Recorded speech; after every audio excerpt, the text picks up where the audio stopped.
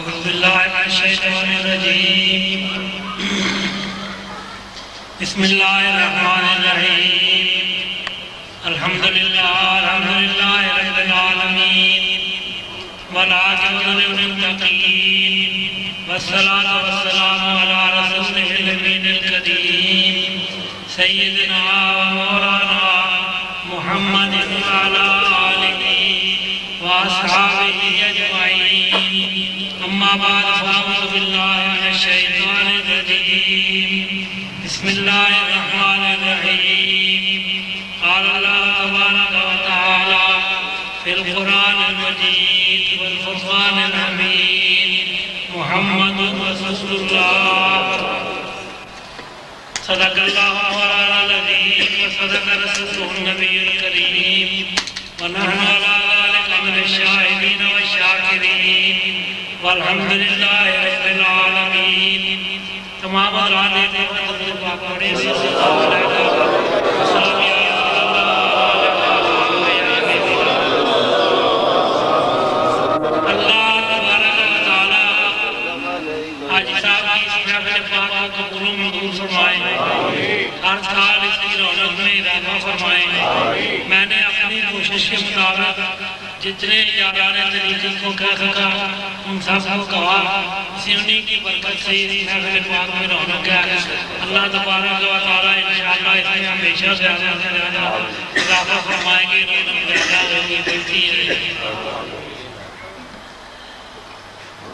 مجھے قطعی طور پر یہ یاد نہیں ہے کہ میں نے پچھلی دفعہ کون سی آیت پڑھی تھی اور آپ کو کیا سنایا اس لیے میں یہ عرض کر رہا ہوں کہ اس دفعہ جو بھی مجھے یاد آئے گا میں سنا دوں گا پھر یاد اللہ صرف باقی ابتدا میں دو باتیں میں حضرت پیر ملت کی نسبت سے کرنا چاہتا ہوں اس کے بعد چند گزارشات آپ کی نسبت سے کروں گا پھر چند گزارشات آیت پاک کی نسبت سے یہ لاہور کا ٹاؤن ہال بڑا مشہور ہے اس ٹاؤن ہال میں سیرت امیر ملت کانفرنس ہو رہی تھی حضرت مولانا محمد بخش مسلم صاحب زندہ تھے ان کو اس محفل میں بلایا گیا وہ تشریف لائے انہوں نے بیان فرمایا میں بھی محفل میں حاضر تھا یہ کہنے کی ضرورت نہیں بار کیا کرسی استدارہ میں بیٹھا ہوا تھا میرے چھوٹے بھائی ہیں سید منور صاحب انہوں نے ساری محفل کا انتظام کیا اس محفل پاک میں حضرت مولانا محمد بخش مسلم صاحب شریف لائے انہوں نے بیان فرمایا انہوں نے حضرت امیر ملت کی نسبت سے جو کچھ بیان فرمایا وہ لمبا چوڑا تھا میں اس نسبت سے آپ کو ان کی یہ بات سنانا چاہتا ہوں انہوں نے اپنی گفتگو میں یہ فرمایا کہ ہمارے ملک پاکستان میں یا اس زمانے میں ہندوستان میں انہوں نے یہ کہا کہ ملک ہندوستان میں میلاد کی محفلوں کا آغاز ہی حضرت امیر ملت نے کیا انہوں نے کہا کہ آج پورے پاکستان میں ہم لوگ محافل میلاد مصطفیٰ صلی اللہ علیہ وسلم مناتے ہیں اس کی ابتدائی حضرت امیر ملت رضی اللہ تعالیٰ عنہ نے کی تھی اور حضور نے ہی اس کی ابتدا کر کے مختلف شہروں میں محفل منعقد کر کے خود اس میں تشریف لے جا کر ہمیں یہ طریقہ بتایا ورنہ ان کے یہ الفاظ میں سنا رہا ہوں ورنہ اس سے پہلے ہم تو ایسے اس موقع پہ 12 وفات کا ختم دلایا کرتے تھے تو گویا کہ یہ محفلوں کا ثواب و اجر جو ہے مولانا محمد بخش مسلم صاحب کی زبان کے مطابق وہ سارا حضرت امیر ملت رضی اللہ تعالیٰ عنہ کو پہنچا تھا دوسری بات میں آپ کی خدمت میں حضرت امیر ملت کی نسبت سے یہ کرنا چاہتا ہوں سند کے ساتھ اس لیے عرض کر رہا ہوں تاکہ کسی بات کی نسبت میری زبان کی طرف نہ ہو ورنہ شک و شبہ کی گنجائش رہتی ہے میں نے ایک دفعہ شیخ عبداللہ جو بڑی دیر تک ہندوستان والے کشمیر کے وزیر اعلیٰ رہے ہیں، ان کی لکھی ہوئی کتاب پڑھی۔ اس کتاب میں بڑا کچھ لکھا ہوا تھا، اس میں سے کافی حصہ مجھے یاد ہے، لیکن فی الوقت میں جو آپ کی خدمت میں عرض کرنا چاہتا ہوں، اس میں انہوں نے لکھا تھا کہ قائد اعظم محمد علی جناح سری نگر میں حضرت امیر ملت رضی اللہ تعالیٰ عنہ کی خدمت میں حاضر ہوئے۔ انہوں نے اس کتاب میں لکھا تھا کہ اس موقع پر میں بھی موجود تھا۔ تو سیرت امیر ملت میں اس نسبت سے بڑی تفصیل سے واقعہ لکھا ہے، لیکن میں اس کا صرف یہ حصہ پیش کرنا چاہتا ہوں کہ حضرت امیر ملت نے سری نگر میں جب قائد اعظم ملنے کے لیے آئے تو ان کو ایک وقت کے کھانے کی دعوت پیش کی، فرمایا کہ ایک وقت کا کھانا آپ میرے ساتھ کھائیں، وہ دوسرے دن کا تھا یا تیسرے دن کا تھا۔ میرے والد صاحب نے اس دعوت کے متعلق سیرت میں یہ لکھا ہے کہ حضرت قبلہ عالم نے فرمایا کہ اختر ایسی دعوت کرنا جو قائد اعظم ساری زندگی یاد رکھے۔ میں اس نسبت سے تو بات نہیں کرنا چاہتا تھا، لیکن میری زبان پہ آگئی تو میں کر دیتا ہوں۔ میں تو شیخ عبداللہ کی بات آپ کو سنانا چاہتا تھا۔ والد صاحب نے لکھا ہے کہ ہم نے وہاں جو پیر بھائی تھے، ملنے والے تھے حضرت کے، امیر لوگ تھے، سیٹھ لوگ تھے، انہوں نے سب نے علیحدہ علیحدہ آ کر کہا کہ نہیں حضور آپ ہمیں اجازت دیں، ہم قائد اعظم کے کھانے کا انتظام فرمائیں۔ تو حضرت امیر ملت نے کہا کہ چونکہ دعوت میں نے دی ہے اس لیے کھانے کا انتظام میں ہی کروں گا، آپ اپنی خوشی سے جو کچھ پکا کر لانا چاہیں وہ لا سکتے ہیں۔ اور لوگوں کو بھی دعوت عام ہے۔ میں نے تو دیکھا نہیں، شاید ہم میں سے کسی نے دیکھا ہو، پرانے بزرگوں نے نشاط باغ سری نگر میں بڑا مشہور ہے، اس نشاط باغ میں حضرت امیر ملت نے قائد اعظم کی دعوت کا انتظام کیا۔ والد صاحب فرماتے ہیں کہ ہم نے اپنی طرف سے جو کھانے تیار کیے وہ 42 قسم کے کھانے تھے۔ اس کے علاوہ باقی پیر بھائی جو کچھ لے کے آئے تو ہزاروں کی تعداد تک مہمانوں کی تعداد پہنچتی تھی۔ سارے لوگ آئے، قائد اعظم جس کھانے کو بھی ہاتھ لگاتے تھے پوچھتے تھے کہ یہ کس نے تیار کیا ہے، یہ کس طرح بنتا ہے، کہاں سے آیا ہے، تو ہم کہتے تھے کہ یہ تو حضرت قبلہ عالم کا خان یغما ہے، ہمیں نہیں پتا کہاں سے آیا اور کس طرح تیار ہوا۔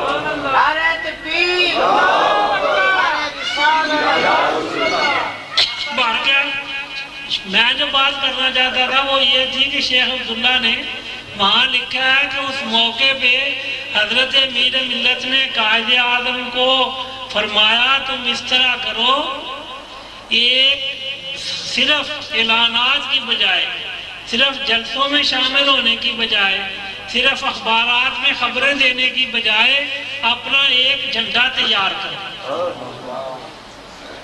اور وہ مسلم لیگ کا الگ جھنڈا تیار کرو اور اس میں اعلان کرو کہ یہ مسلمانوں کا جھنڈا ہے، جو مسلمانوں کی صف میں شامل ہونا چاہتا ہے وہ اس جھنڈے کے نیچے آ جائے۔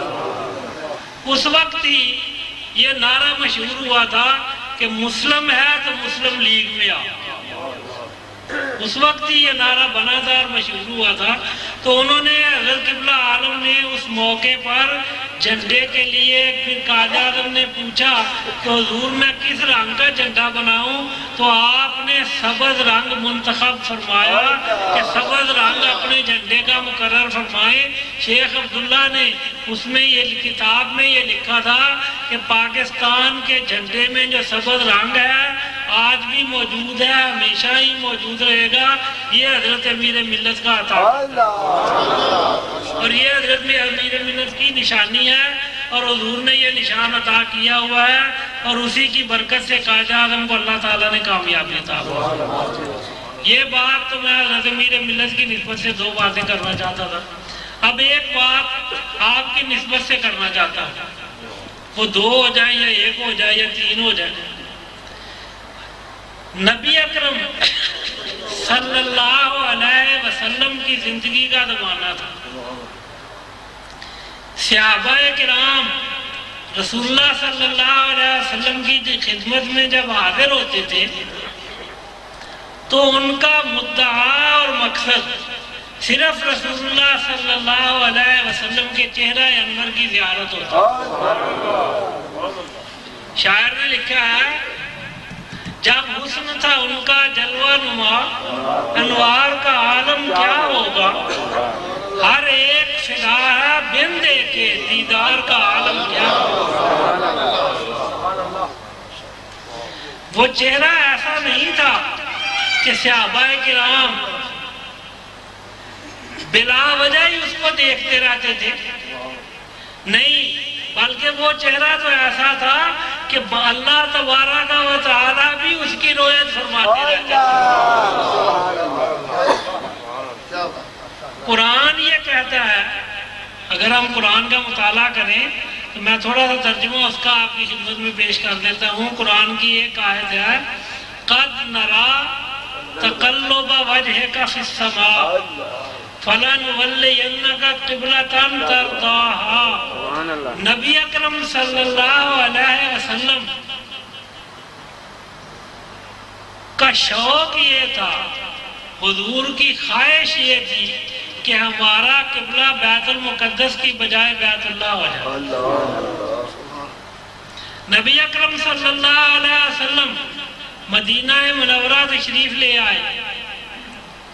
ایک دن حضور مدینہ پاک سے باہر جو لوگ جاتے ہیں، اللہ تعالیٰ سب کو نصیب کرے، وہ مسجد قبلتین کی زیارت کر کے آتے ہیں، اور وہاں انہوں نے لکھا ہوا ہے کہ قبلہ رخ بدلنے سے پہلے رسول اللہ صلی اللہ علیہ وسلم کا رخ اس طرف تھا، بیت المقدس اس طرف ہے، جبکہ بیت اللہ قبلہ شریف بنا تو بالکل ہی رخ بدل سے دوسری طرف ہو گیا۔ تو نبی اکرم صلی اللہ علیہ وسلم کا شوق یہ تھا، حضور کی چاہت یہ تھی کہ بیت اللہ جو ہے وہ قبلہ شریف بن جائے۔ تو رسول اللہ صلی اللہ علیہ وسلم اپنے شوق کی وجہ سے وحی کے انتظار میں اپنا چہرہ انور تھوڑی دیر کے بعد آسمان کی طرف اٹھاتے ہیں، شاید اب وحی نازل ہو جائے، شاید اب وحی نازل ہو جائے۔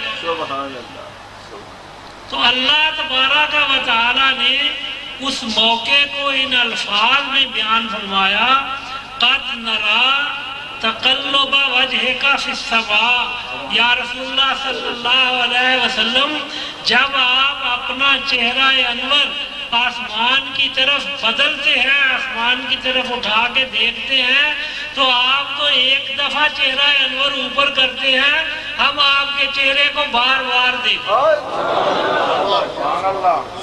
قد نرا، تمام کتابوں میں تفسیر آپ پڑھیں، ضیاء القرآن پڑھیں، دوسری تفسیریں پڑھیں، انہوں نے لکھا ہے کہ رویت جو ہے، باب رویت میں تکرار کا معنی آتا ہے۔ تکرار کا معنی یہ ہوتا ہے کہ بار بار کسی چیز کا کرنا۔ تو رب تبارک و تعالیٰ دیکھنے کے لیے کوئی بھی لفظ استعمال فرما سکتے تھے، لیکن اللہ تبارک و تعالیٰ نے ایسا لفظ منتخب فرمایا جس کے معنی میں ہی تکرار ہے۔ تو معنی یہ بنے گا کہ یا رسول اللہ صلی اللہ علیہ وسلم، آپ اپنا چہرہ ایک دفعہ آسمان کی طرف اٹھاتے ہیں، ہم آپ کے چہرے کو بار بار دیکھتے۔ پھر آگے حکم ہے فَلَنُوَلِّيَنَّكَ قِبْلَةً تَرْضَاهَا، ہم آپ کو ایسے قبلے کی طرف پھیریں گے جس میں آپ کی رضا ہے، جس میں میری یہ نہیں کہا کہ جس میں میں راضی ہوں، نہیں، ترضاها، جس سے آپ راضی ہوں گے۔ اسی کو اعلیٰ حضرت نے بیان فرمایا ہے کہ خدا کی رضا چاہتے ہیں دو عالم، خدا کی رضا چاہتے ہیں دو عالم، خدا چاہتا ہے رضائے محمد صلی اللہ علیہ وسلم۔ تو میں یہ عرض کر رہا تھا کہ صحابہ کرام حضور کے چہرہ انور کو دیکھنے میں مصروف رہتے تھے، حضور کا چہرہ انور دیکھتے رہتے تھے اور اپنے دلوں کو خوش کرتے رہتے تھے۔ اسی دوران اسی ایسی کسی محفل کا ذکر ہے، صحابہ کرام نبی اکرم صلی اللہ علیہ وسلم کی مجلس میں جب بیٹھتے تھے تو گفتگو نہیں کرتے تھے۔ اس نسبت سے میں بات کرنا نہیں چاہتا، نہ کر رہا ہوں، اس لیے میں مختصر طور پر دو الفاظ کرتا ہوں۔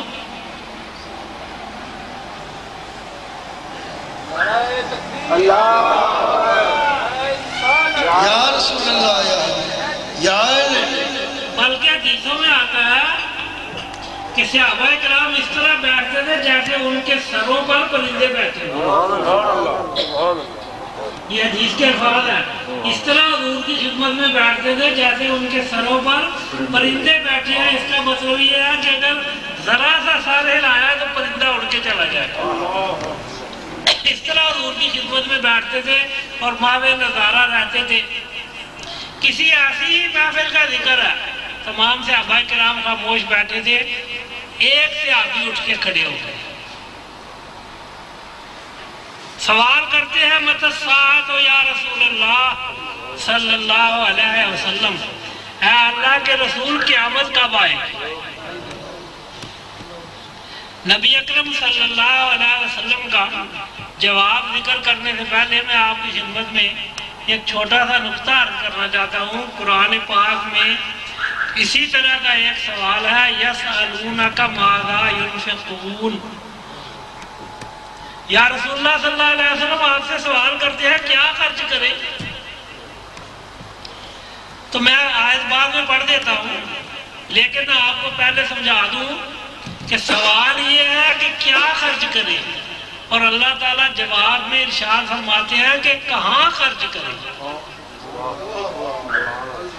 یسألونک ماذا ينفقون، کیا خرچ کریں؟ تو فرماتے ہیں قل ما انفقتم من خیر، جو بھی نیک کام میں تم خرچ کرنا چاہو فللوالدین، سب سے پہلے اپنے والدین کو دیا کرو، والاقربین، اور اپنے رشتہ داروں کو دیا کرو، یتیموں کو دیا کرو، مسکینوں کو دیا کرو، مسافروں کو دیا کرو۔ اب سوال یہ تھا کہ کیا خرچ کریں، جواب مل رہا ہے کہاں خرچ کریں۔ تمام مفسرین نے لکھا ہے کہ چونکہ فضیلت افضل و اعلیٰ وہ جگہ ہے جہاں خرچ کرنا ہے، اس لیے اس مال کی بجائے وہ تو خرچ کرنا ہی ہے، جو فضیلت والا عمل ہے اس کو اللہ تعالیٰ نے بیان کیا۔ آپ میری بات سمجھ گئے ہیں؟ اسی طرح رسول اللہ صلی اللہ علیہ وسلم سے سوال کیا اس نے متی الساعۃ یا رسول اللہ، اے اللہ کے رسول قیامت کب آئے گی؟ تو حضور کو باوجود اس کے کہ اس کا علم تھا کہ قیامت کب آئے گی، لیکن اس کے جواب میں نبی پاک صلی اللہ علیہ وسلم نے یہ نہیں فرمایا کہ قیامت فلاں وقت میں آئے گی۔ میں اس نسبت سے ایک چھوٹے سے دو حرف پیش کر دیتا ہوں نبی پاک صلی اللہ علیہ وسلم کی حدیث پاک سے، کہ تاکہ آپ کو یہ اندازہ ہو جائے کہ حضور کو علم تھا۔ حضور فرماتے ہیں لا تقوم الساعۃ الا علی اشرار الناس، جب دنیا سے نیکی اٹھ جائے گی اس وقت قیامت قائم ہوگی، جب لوگ تمام کے تمام برے رہ جائیں گے اس وقت قیامت قائم ہوگی، جب تک نیکی قائم رہے گی اس وقت تک قیامت قائم نہیں رہے گی۔ تو اس نے صحابی نے سوال کیا یا رسول اللہ قیامت کب آئے گی؟ تو نبی اکرم صلی اللہ علیہ وسلم اس کے جواب میں اس کو مخاطب کر کے فرماتے ہیں ما اعددت للساعۃ، تو نے قیامت کے لیے تیاری کیا کی ہے؟ تجھے جلدی قیامت کے آنے کا شوق ہے، بڑا مطالبہ کر رہا ہے قیامت کے جلدی آنے کا، یہ بتا کہ قیامت کے میں کیا سامان لے کے جائے گا بارگاہ رب العزت میں۔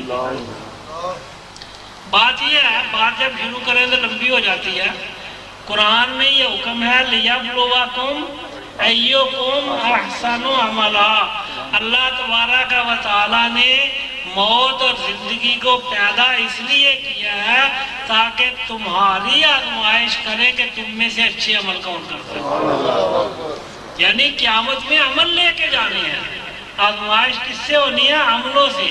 تمام اللہ خالق و کل شے، ہر چیز کو پیدا کرنے والا اللہ تبارک و تعالی ہے، لیکن مخلوقات میں سے آزمائش اور امتحان صرف انسان کا ہونا ہے کہ انسان نے نیک عمل بارگاہ رب العزت میں پیش کرنا. بات یہ ہے، بات سے بات نکلتی ہے تو باتیں کرنے کے لیے ہوتی ہیں. نبی اکرم صلی اللہ علیہ وسلم ایک دن تشریف فرما کے بیٹھے ہوئے تھے. حضور نے صحابہ کو مخاطب کر کے فرمایا، جس مسلمان کے 3 بچے فوت ہو جائے چھوٹے بچپن میں، اللہ تبارک و تعالی قیامت کے دن ان بچوں کی سفارش سے اس کے والدین کو جنت عطا فرمائے.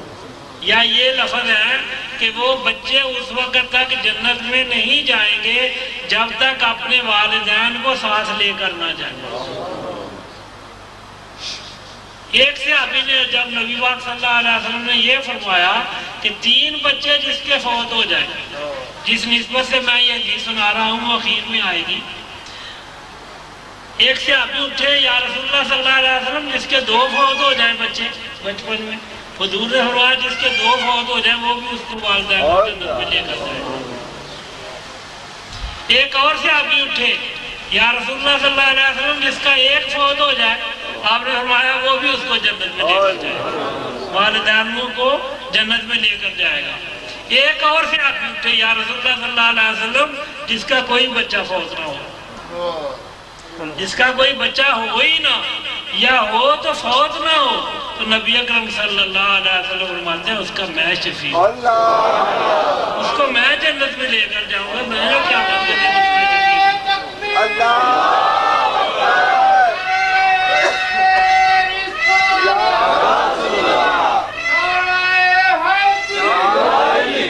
اعلیٰ حضرت نے اس کو بیان فرمایا ہے، رضا پل سے اب وجد کرتے گزریے کہ ہے رب سلم صدائے محمد. رسول اللہ صلی اللہ علیہ وسلم فرماتے ہیں اس کی شفاعت میں کروں گا. صحابہ نے پوچھا، یا رسول اللہ صلی اللہ علیہ وسلم میدان محشر لگا ہوا ہوگا، آپ کن لوگوں کی شفاعت فرمائیں گے؟ فرمایا شفاعتی لأہل الکبائر من امتی، میری امت کے جو گناہگار لوگ ہوں گے ان کی شفاعت بارگاہ رب. تو میں یہ حدیث پاک اس نسبت سے آپ کی خدمت میں پیش کیا ہے کہ نبی اکرم صلی اللہ علیہ وسلم جس کے پاس کوئی سامان نہیں ہوگا، اس کا سامان رسول اکرم صلی اللہ علیہ وسلم ہوں گے. وہ اللہ کی بارگاہ میں رسول اللہ صلی اللہ علیہ وسلم اس کی شفاعت فرمائیں گے، اس کو اپنے ساتھ جنت میں لے کر جائیں گے. تو اس صحابی کو حضور نے فرمایا، ما عادت للساعۃ، تو نے قیامت کے لیے تیاری کیا کی؟ وہ عرض کرتا ہے، یا رسول اللہ صلی اللہ علیہ وسلم میرے پاس تو کوئی ایسا سامان نہیں ہے جو میں بارگاہ رب العزت میں قیامت کے دن فخر کے ساتھ پیش کر سکوں، یا جو میری نجات کا ذریعہ بن سکے. فرمایا پھر وہاں کچھ نہ کچھ تو پیش کرنا ہی پڑے گا، کچھ نہ کچھ تو لے کے جانا ہی پڑے گا. تو وہ صحابی کیا کہتا ہے؟ وہ کہتا ہے، یا رسول اللہ صلی اللہ علیہ وسلم میرے پاس تو اگر ہے صرف آپ کی محبت ہی ہے، اس کے سبحان اللہ. نعرہ تکبیر، نعرہ رسالت. بات یہ ہے، عربی کا ایک مقولہ ہے، کلو اناء یترشح بما فیہ، ہر برتن میں سے وہ نکلتا ہے جو اس میں موجود ہو. اگر دودھ ہو تو دودھ نکلے گا، اگر پانی ہو تو پانی نکلے گا. میں ذرا آپ کی توجہ دلانے کے لیے ایک دنیا داری کی مثال عرض کر دیتا ہوں تاکہ نماغ تھوڑا سا ختم ہو. کہتے ہیں کسی زمانے میں ایک بادشاہ نے اپنے وزیر کو بلایا. اس نے کہا کہ مجھے بہت سارے دودھ کی ضرورت ہے، کوئی دعوت کرنی ہوگی، کوئی ضرورت ہوگی. اس نے وزیر نے کہا کہ جناب کتنے دودھ کی ضرورت ہے؟ اس نے ایک حوض، اس زمانے میں آپ کو پتہ موٹریں نہیں ہوتی تھی، حوض تھا وہ خالی حوض بنا ہوا تھا. اب بھی جائے نا بادشاہی مسجد میں تو وہاں حوض بنا ہوا ہے. اس نے کہا یہ حوض جو ہے یہ دودھ سے بھرنا ہے. تو وزیر نے کہا حضور یہ تو کوئی فکر والی بات نہیں، کوئی پریشانی والی بات نہیں. اس طرح کرتے ہیں، اعلان کر دیتے ہیں کہ بادشاہ کو دودھ کی ضرورت ہے. کسی کے پاس تھوڑا ہوگا، کسی کے پاس زیادہ ہوگا، کہ ہر شخص رات کے وقت ایک مٹکا دودھ کا اس حوض میں ڈال دے. گاؤں والے گاؤں سے لے کے آئے، شہر والے شہر سے لے کے آئے، جہاں تک منادی ہو وہاں تک ہر آدمی ایک مٹکے کا انتظام کرے. پنجابی میں گھڑا کہتے ہیں، گھڑے کا انتظام کرے اور اس حوض میں ڈال دے. تو صبح وہ حوض جو ہے وہ دودھ کا بھر جائے گا. بادشاہ نے کہا تجویز تو بڑی پیاری ہے، بڑی اچھی ہے، لیکن ایک شرط ہے. پھر اس طرح کرنا، سب سے پہلے وزیر کو کہا کہ تم نے مٹکا دودھ کا ڈالنا ہے. اس نے کہا کہ ٹھیک ہے. وہ زمانہ آپ سمجھتے ہیں لائٹوں کا زمانہ تو نہیں تھا، روشنیوں کا زمانہ تو نہیں تھا، اندھیری راتیں ہوتی تھی. کہتے ہیں وزیر نے سوچا کہ سب لوگوں نے دودھ ڈالنا ہے، اگر میں ایک پانی کا مٹکا ڈال دوں گا تو کیا فرق پڑے گا؟ صبح کون دیکھے گا کہ کس نے کتنا ڈالا تھا؟ پہلا مٹکا ہی اس نے ڈالنا تھا. تو اس نے ایک مٹکا پانی کا ڈال دیا اس نے. تو وہ کہتے ہیں صبح کے وقت جب بادشاہ وہاں دیکھنے کے لیے گیا تو سارا حوض پانی کا بھرا. یعنی ہر شخص نے کلو انائن یترشح بما فیہ، ہر برتن سے وہی نکلتا ہے جو اس میں موجود ہو. ہر شخص کی سوچ یہی ہو گئی کہ سب نے دودھ کا گڑھا یا مٹکا ڈالنا ہے، اگر میں ایک مٹکا پانی کا ڈال دوں گا تو کیا ہوگا؟ تو نتیجہ کیا ہوگا کہ سارا حوض پانی کا بھر گیا. بات اسی لیے کہتے ہیں جس دور میں لٹ جائے فقیروں کی کمائی، اس دور کے سلطان سے کچھ بھول. بھر کے میں اس نسبت سے بات نہیں کر رہا، میں اس نسبت سے بات کر رہا ہوں کہ کلو انائن یترشح بما فیہ، برتن میں جو ہو وہ نکلتا ہے. اس کے دل میں صرف رسول اللہ صلی اللہ علیہ وسلم کی محبت ہی تھی. اس نے عرض کی یا رسول اللہ صلی اللہ علیہ وسلم میرے پاس تو کچھ بھی نہیں ہے، میرے پاس تو صرف آپ کی محبت ہی محبت ہے. احمد ندیم قاسمی نے لکھا ہے کچھ نہیں مانگتا شاہوں سے یہ شہدا تیرا، اس کی دولت ہے فقط نقشے کفِ فاتح. کسر و ایوان و شہنشاہ سے گزرتا ہے ندیم، کسر و ایوان و شہنشاہ سے گزرتا ہے ندیم، در محمد کا جو آئے تو صدا دیتا. اس نے کہا یا رسول اللہ صلی اللہ علیہ وسلم میرے پاس تو صرف آپ کی محبت ہی محبت ہے اور کچھ بھی نہیں. اور بات یہ ہے سچی کہ ہر صحابی کے پاس اگر کچھ آخرت میں لے جانے کے لیے تھا تو وہ صرف رسول اللہ صلی اللہ علیہ وسلم کی محبت ہی تھی. ہر صحابی کی پونجی یہ تھی. میں نے علی پور شریف پچھلے دنوں ایک حدیث نقل بیان کی تھی جو حدیث کی کتابوں میں موجود ہے، بڑی برکت والی بات ہے، میں آپ کی خدمت میں بھی پیش کر دیتا ہوں. حضرت بلال حبشی رضی اللہ تعالیٰ عنہ جن کا ذکر پاک اکثر ہوتا رہتا ہے اور آپ لوگ سنتے بھی رہتے ہیں اور کرتے بھی رہتے ہیں، وہ بیمار تھے. نزا کا وقت آ گیا، ان کا جانا یقینی ہو گیا. ان کے گھر والے ان کے پاس بیٹھے ہوئے تھے، ان کی حالت کو دیکھ کر بے بس ہو رہے تھے. کسی کی آنکھوں میں آنسو تھے، کوئی زبان سے کچھ کہہ رہا تھا، کوئی انتظار میں تھا، باہر کیا وہ غم کی حالت میں بیٹھے تھے. اچانک ان کی بیوی جو تھی اس کے منہ سے غم کے بڑے سخت الفاظ نکلے. اس نے اونچی آواز سے صبر نہ ہو سکا، برداشت نہ ہو سکا. اس نے کہا واہ حزنا واہ حزنا، 2-3 دفعہ کہا آج کسی نے دیکھنے ہیں غم دیکھ رہے ہیں تو ہمارے غم دیکھ رہے ہیں، ہم پر آج غموں کے پہاڑ ٹوٹ پڑے ہیں. جب اس نے اونچی آواز سے کہا تو اس کی آواز حضرت بلال رضی اللہ تعالیٰ عنہ کے کانوں میں پہنچی. جب اس کی آواز آپ کے کانوں میں پہنچی آپ نے اپنی آنکھیں کھول دی اور ان کو سنانے کے لیے بلند آواز سے کہا واہ طربا واہ طربا، اس نے خوشی دیکھنی ہے تو آج ہماری کلو انائن یترشح بما فیہ، ہر برتن سے وہ نکلتا ہے جو اس میں موجود ہو۔ حضرت بلال حبشی نے کہا آج خوشی دیکھنی ہے کسی نے تو آؤ ہماری خوشی دیکھو، کیوں؟ فرمایا غدا نلقا محمدن صلی اللہ علیہ وسلم و صحابہ، میں جو رسول اللہ صلی اللہ علیہ وسلم کی ملاقات کے لیے جا رہا ہوں، میری تو زندگی کا مقصد آج حاصل ہو رہا ہے، میری تو جدائی کی گھڑیاں ختم ہو رہی ہیں، مجھے تو خوشی ہو رہی ہے، میں رسول اکرم صلی اللہ علیہ وسلم کی ملاقات کروں گا اور حضور کے صحابہ کی ملاقات کروں گا جو مجھ سے پہلے جا چکے ہیں، ان کی زیارت کروں گا، اپنی آنکھوں کو ٹھنڈک پہنچاؤں گا، اس لیے میری خوشی کو دیکھنا ہے کسی نے آج دیکھے۔ تو میں نے عرض کر رہا تھا کہ اس صحابی نے عرض کی یا رسول اللہ صلی اللہ علیہ وسلم میرے پاس تو صرف آپ کی محبت ہی ہے اور اس کے علاوہ کچھ نہیں۔ یہ بات کیوں سنا رہا ہوں؟ اس لیے تمام علم اصول کا، علم تفسیر کا یہ اصول، علم معانی کا یہ اصول ہے کہ العبرۃ لعموم اللفظ لا لخصوص السبب، اعتبار ہمیشہ لفظ کے عام ہونے کا ہوتا ہے، سبب کے خاص ہونے کا نہیں ہوتا۔ میں اس کی مثال آپ کو قرآن سے پیش کر دیتا ہوں۔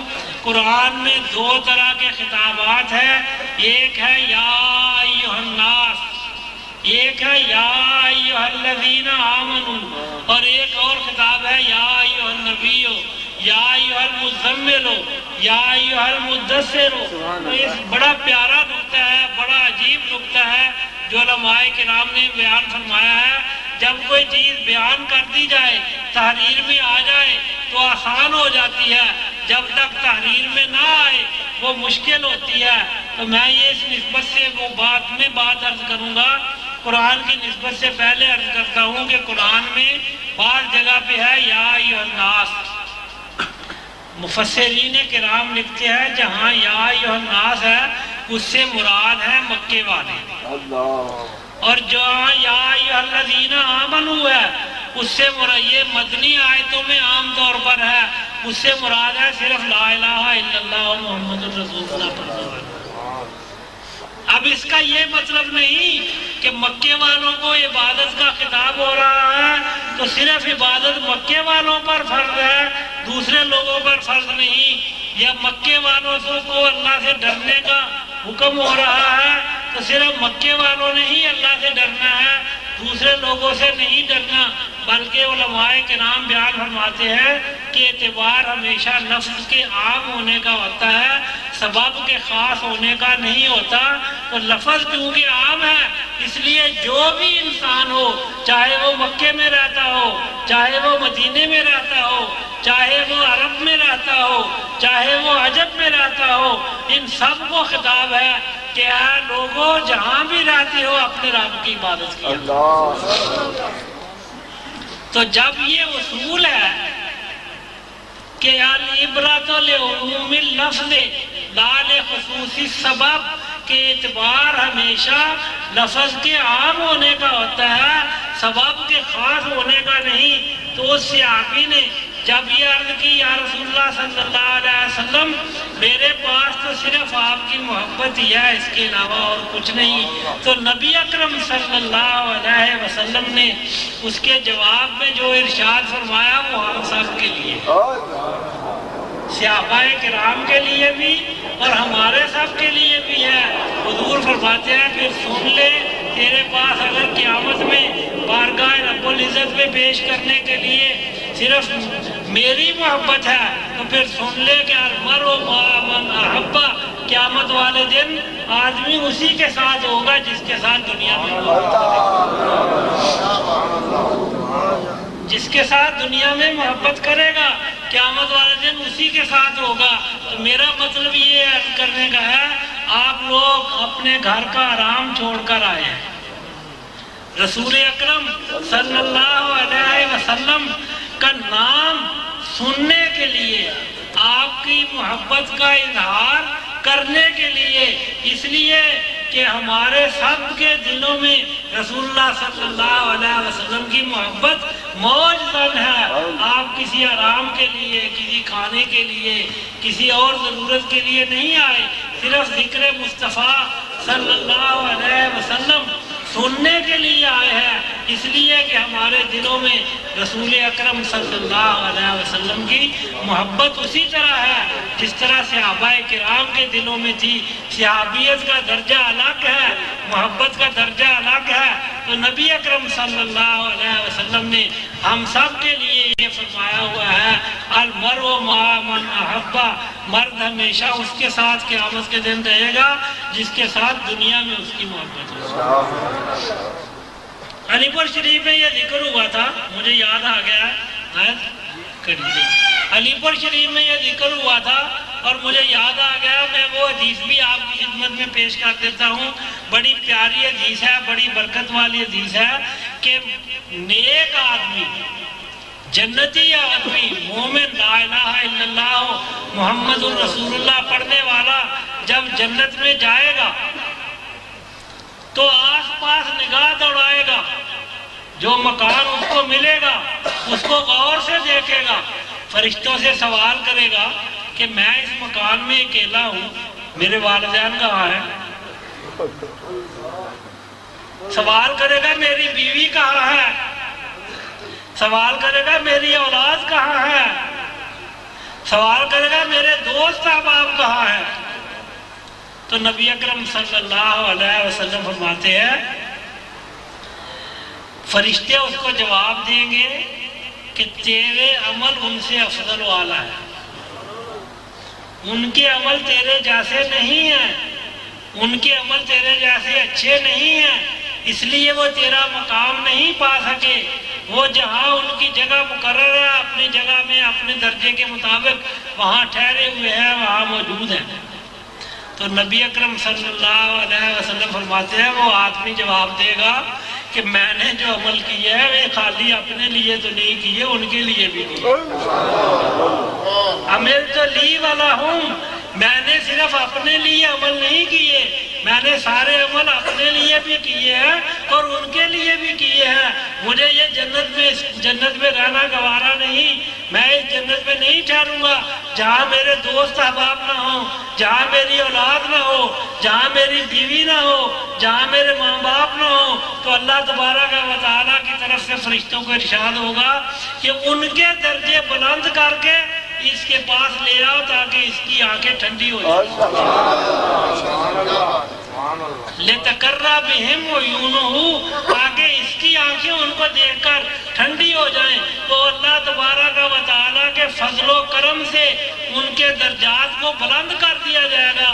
اور اوپر امام راضی، فخر الدین راضی بڑے مشہور ہیں، وہ تفسیر کبیر میں لکھتے ہیں کہ ایک اکٹھا کرنے کی یہ صورت بھی ہو سکتی تھی کہ اوپر والوں کو نیچے لے آیا جاتا۔ امام راضی لکھتے ہیں، میں نہیں کہتا، امام فخر الدین راضی لکھتے ہیں کہ اکٹھا کرنے کی ایک صورت یہ ہو سکتی تھی کہ اوپر والوں کو نیچے لے آیا جاتا۔ تو قرآن میں جہاں اللہ تعالیٰ نے یہ بیان فرمایا ہے الحقنا بہم ذریتہم، اس کے بعد اس امکان کو ختم کرنے کے لیے فرما دیا ما التناہم من عملہم من شیء، ان کے اپنے عمل جو ہوں گے ان کو ہم کم نہیں کریں گے، اس کا درجہ نیچے نہیں کریں گے بلکہ نیچے والوں کو اوپر لے گے۔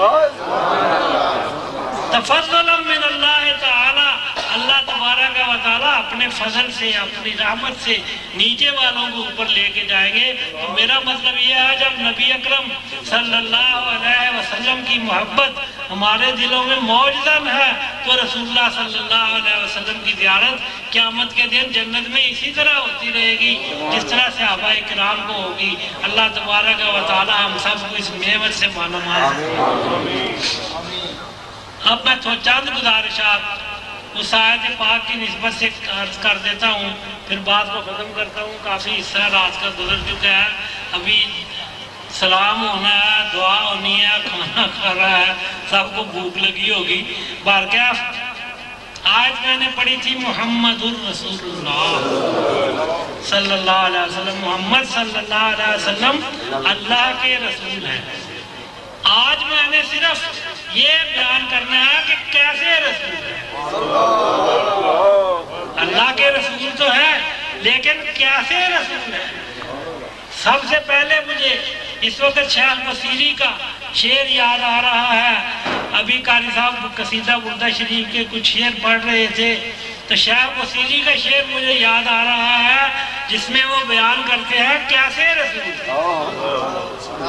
وہ کرتے ہیں، کہتے ہیں فاق النبیین فی خلق و فی خلق۔ وہ ایسے رسول تھے جو پیدائش میں بھی نبیوں سے فوقیت حاصل کرتے تھے، جو پیدائش میں بھی نبیوں سے فضیلت حاصل کر کے، فوقیت حاصل کر کے، درجہ حاصل کر کے، یعنی پیدائش میں بھی نبیوں سے افضل ہے، نبیوں سے اعلیٰ ہے، نبیوں سے اول ہے۔ وفی خلق، اور اخلاق میں بھی نبیوں سے افضل و اعلیٰ ہے۔ قرآن نے بیان فرمایا انکا لعلی خلق عظیم، محبوب آپ ایسے مقام پر فائز ہے کہ آپ کا خلق عظیم ہے۔ تو عظمت کی یعنی عظیم کا لفظ کیوں بیان فرمایا کہ عظمت کی انتہا نہیں، اس لیے آپ کے خلق کی بلندی بھی کوئی انتہا، عظیم کی عظمت کی کوئی انتہا نہیں۔ صفت مشبہ ایک ہوتا ہے اسم فاعل، ایک ہوتی ہے صفت مشبہ۔ کتابوں والے لکھتے ہیں ان دونوں میں فرق یہ ہے کہ اسم فاعل میں جو صفت پائی جاتی ہے وہ کبھی اس کی ذات سے جدا ہو جاتی ہے، ختم ہو جاتی ہے۔ جیسے مثال کے طور پہ سامعون، سامعون کا معنی ہے سننے والا۔ تو آدمی ہر وقت تو نہیں سنتا رہتا۔ ضاربون، ضاربون کا معنی ہے مارنے والا، تو آدمی ہر وقت مارتا رہتا ہے؟ نہیں۔ مطلب اسی طرح کوئی کام بھی آدمی کرتا ہو، مزارعون کاشتکاری کرتا ہو تو ہر وقت تو کاشتکاری نہیں کرتا۔ تو صفت مشبہ جو ہے اس میں وہ صفت جو ہے فاعلیت والی اس انسان کی ذات میں جس کی طرف اس کی نسبت کی گئی ہے وہ ہمیشہ قائم و دائم رہتی ہے، اس سے جدا نہیں ہوتی۔ یہ فرق ہے۔ تو یہاں اللہ تبارک جس طرح شریف شرافت والی صفت جس کی ذات میں پائی جائے گی وہ ہمیشہ ہی شریف رہے گا، وہ صفت اس سے کبھی جدا نہیں ہوگی۔ تو اسی طرح اللہ تبارک و تعالی نے یہاں رسول اللہ صلی اللہ علیہ وسلم کی طرف جب صفت کی نسبت کی تو صفت مشبہ کے ساتھ کی کہ وہ خلق جو ہے ایسی عظمت والا ہے کہ نہ عظمت کی انتہا ہے نہ خلق کی بلندی کی انتہا۔ تو شیخ بصیری فرماتے ہیں فاق النبیین فی خلق و فی خلق، یا رسول اللہ صلی اللہ علیہ وسلم آپ خلق میں بھی نبیوں سے افضل ہیں، خلق میں بھی نبیوں سے افضل ہیں۔ وَلَمْ يُدَانُوا فِي عِلْمٍ وَلَا كَرَمٍ، یا رسول اللہ صلی اللہ علیہ وسلم وہ علم میں بھی آپ کے علم کے قریب بھی نہیں جا سکے، اور کرم میں سخاوت میں بھی آپ کے کرم کے قریب بھی نہیں جا سکے۔ یہ جائے کہ تمام صفات سخاوت آپ کی ذات والی ان میں پائی جائیں، وہ تو آپ کے کرم والی صفت کے قریب بھی نہیں جا سکے۔ جو صفت اعلیٰ حضرت نے اس کو بیان فرمایا ہے کہ واہ کیا جود و کرم ہے شہ بتا تیرا، واہ کیا جود و کرم ہے کہ نہیں سنتا ہی نہیں مانگنے والا تیرا۔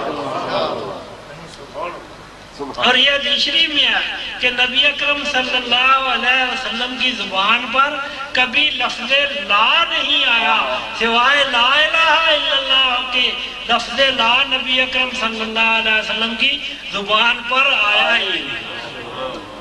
اگر کبھی آتا تھا تو لا الہ الا اللہ میں آتا تھا، اس کے علاوہ حضور کی زبان پر کبھی لفظ لا آیا ہی نہیں۔ تو اسی لیے شیخ بصیری کہتے ہیں کہ کرم میں بھی نبی اکرم صلی اللہ علیہ وسلم کے قریب کوئی نبی نہیں جا سکا۔ حدیث شریف میں آتا ہے کان اجود الناس تمام کائنات کے انسانوں میں جتنی صفت جود پائی جاتی تھی وہ تنہا رسول اکرم صلی اللہ علیہ وسلم کی ذات میں پائی جاتی تھی۔ ایک بڑا پیارا نقطہ ہے جو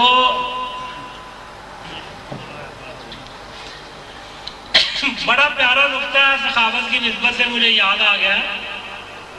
علماء کرام نے بیان فرمایا کہ حاتم طائی جو تھا اس کی سخاوت بڑی مشہور ہے۔ کہتے ہیں اس کے گھر کے 8 دروازے تھے۔ حاتم طائی کے گھر کے مکان کے یا جہاں بیٹھ کے سخاوت کیا کرتا تھا اس کے 8 دروازے تھے۔ اس میں صفت یہ تھی کہ اگر ایک آدمی ایک وقت میں بار بار 8 دروازوں سے آتا تھا تو وہ کسی دروازے سے اس کو نہ کرتا ہی نہیں تھا۔ مثلا یہ نہیں کہتا تھا کہ ابھی تو اس دروازے سے تم لے کر آئے ہو، اب پھر لینے کے لیے آ گئے ہو۔ پھر دوسرے دروازے سے جاتا تھا، تیسرے سے جاتا تھا، چوتھے سے جاتا تھا، 8 دروازوں سے بار بار آتا تھا، لیکن وہ کبھی انکار کرتا ہی نہیں تھا۔ ہر دفعہ اتنا ہی دیتا تھا جتنا پہلے دروازے سے دیا۔ تو یہاں علماء کرام نے بیان فرمایا کہ نبی اکرم صلی اللہ علیہ وسلم کی سخاوت میں اور حاتم طائی کی سخاوت میں کیا فرق ہے؟ وہ کہتے ہیں کہ رسول اللہ صلی اللہ علیہ وسلم کی بارگاہ میں جو جاتا تھا اس کو کسی اور دروازے سے پر جانے کی ضرورت نہیں۔